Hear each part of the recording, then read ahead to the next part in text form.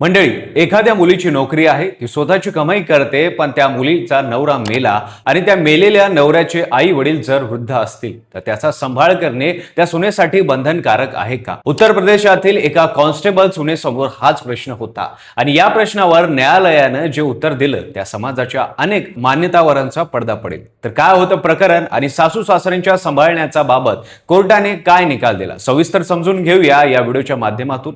नमस्कार, मी पंकज आणि तुम्ही पाहताय कसं काय. हे संपूर्ण घटना उत्तर प्रदेश मधील आग्रा शहरातली आहे. राकेश कुमार आणि त्याची पत्नी असे एक वृद्ध दाम्पत्य होते. त्यांचा एकुलता एक मुलगा प्रवेश कुमार उत्तर प्रदेश पोलिसात कॉन्स्टेबल होता. 31 मार्च 2021 रोजी या मुलाचे निधन झाले. मुलाच्या मृत्यूनंतर हे वृद्ध आई वडील पूर्णपणे बेसहारा झाले. हे अशिक्षित, वृद्ध आणि आर्थिकदृष्ट्या अगदीच दुर्बळ होते. दुसरीकडे त्यांची सून, जी तिचा मेलेला नवरा होता, त्याचप्रमाणे उत्तर प्रदेश पोलिसात कॉन्स्टेबल म्हणून नोकरी करत होती. तिच्या नवऱ्याच्या मृत्यूनंतर मिळालेल्या सर्व लाभ, निवृत्ती वेतनाचे फायदे आणि इतर आर्थिक गोष्टीही मिळालेल्या होत्या. अशा परिस्थितीत या वृद्ध दाम्पत्याला वाटते आता त्या सांभाळण्याची जबाबदारी त्याच्या सुनेने उचलावी पाहिजे. त्यांनी सुनेकडून पोटगी मागितली, मात्र ती तयार नव्हती. त्यामुळे हे प्रकरण न्यायालयात गेलं.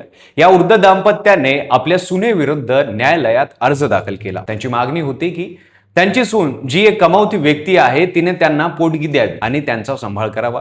त्यांनी असा युक्तिवाद केला की ही केवळ आर्थिक बाब नसून ती सुनेची नैतिक जबाबदारी आहे. त्यांची सून ही पोलीस दलात कॉन्स्टेबल आहे, तिला चांगले उत्पन्न आहेत आणि मुलाच्या मृत्यूनंतर मिळणारे सर्व लाभही तिलाच मिळाले आहेत.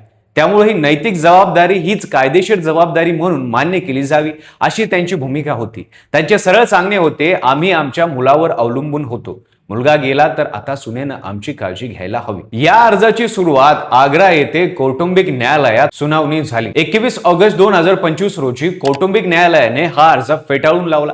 न्यायालयाने स्पष्ट केले की सुनेवर सासू सासऱ्यांचा सांभाळ करण्याचे कोणतेही बंधन नाही. मात्र या निर्णयाने वृद्ध दाम्पत्यांना समाधान झाले नाही. त्यांनी या निर्णयाला आव्हान देत अलाहाबाद उच्च न्यायालयात धाव घेतली. अलाहाबाद उच्च न्यायालयात ही याचिका न्यायमूर्ती मदन पाल सिंग यांच्या खंडपीठासमोर आली. येथेच प्रकरणाला एक वेगळंच वळण मिळालं. वृद्ध दाम्पत्याच्या वकिलांनी जोरदार युक्तिवाद केला. त्यांनी न्यायालयाला सांगितले, हे वृद्ध आई वडील पूर्णपणे निराधार आहेत. त्यांना स्वतःचे पोट भरणे देखील अवघड झाले आहे. त्यांची सून कमावती आहे, ती नोकरी करते, तिच्याकडे उत्पन्नाचे साधन आहेत. मग तिनेच या वृद्धांचा सांभाळ का करू नये, असा प्रश्न त्यांनी उपस्थित केला. पण न्यायालयाने त्यांची सर्व बाजू नीट ऐकून घेतल्यानंतर अत्यंत स्पष्ट शब्दात निकाल दिला. न्यायालयाने आपल्या निकालात सर्वप्रथम कायद्याची चौकट मांडली. न्यायालयाने सांगितलं की पोटगी हा अधिकार फक्त कायद्याने दिलेला अधिकार आहे. हा अधिकार फक्त त्या व्यक्तींनाच आहे ज्यांच्या संबंधित कायद्यात स्पष्ट उल्लेख आहे. न्यायालयाने स्पष्ट केले की यापूर्वी फौजदार प्रक्रिया संहिता CRPC चे कलम 125 असो किंवा आताच्या भारतीय नागरिक सुरक्षा संहिता BNSS चे कलम 144 असो, या दोन्ही कायद्यानुसार पोटगी मागण्याचा अधिकार फक्त 3 गटांना आहे: पत्नी, मुले आणि आई वडील. या यादीत सासू सासरे या नात्यांचा कुठलाही उल्लेख नाही. ही सर्वात महत्वाची गोष्ट आहे. न्यायालयाने अगदी स्पष्ट शब्दात सांगितलं की जोपर्यंत कायद्यात स्पष्ट तरतूद केलेली नाही तोपर्यंत न्यायालय कोणावरही अशी जबाबदारी लादू शकत नाही. न्यायालयाने हेही सांगितलं, वृद्ध दाम्पत्याचा हा युक्तिवाद सुनेला नोकरी अनुकंपा तत्वावर मिळाली यासाठी कोणताही पुरावा सादर केलेला नाही. तसेच मृत्यू मुलाच्या मालमत्तेचा वारसा हा पोटगीच्या प्रकरणात विचारात घेता येणार नाही, असंही न्यायालयाने स्पष्ट केलं. सगळ्यात महत्वाचा आणि शॉकिंग मुद्दा म्हणजे न्यायालयाने नैतिक जबाबदारी आणि कायदेशीर जबाबदारी यातला फरक स्पष्ट केला.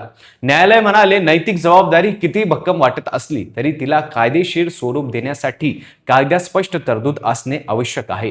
म्हणजे समाजाच्या नैतिक अपेक्षा आपोआप कायदेशीर जबाबदाऱ्या बनत नाहीत. अलाहाबाद उच्च न्यायालयाच्या या निर्णयाने एक महत्वाचा नैतिक आदर्श स्थापित केला आहे.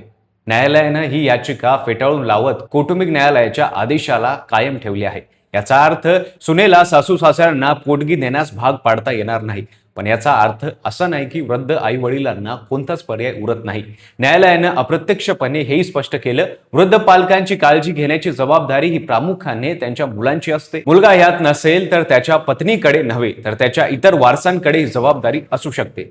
तसेच 2007च्या वृद्ध पालक आणि ज्येष्ठ नागरिक यांच्या देखभाल व कल्याण कायदा या अंतर्गत वृद्ध पालक आपल्या मुलांकडून पोटगी मागू शकतात. मात्र या कायद्यात सुनेचा समावेश आहे का, हा वेगळा आणि जटिल प्रश्न आहे, ज्यावर वेगवेगळ्या न्यायालयांची वेगवेगळी मते आहेत.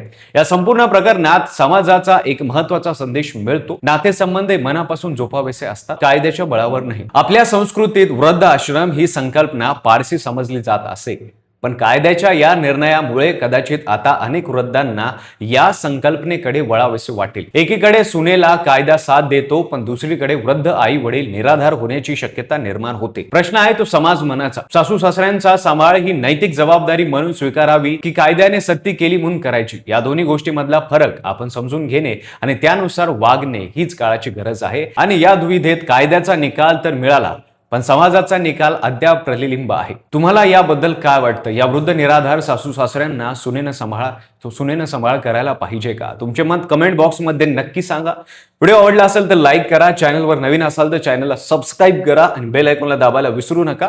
आणि पाहत राहा फक्त कसं काय.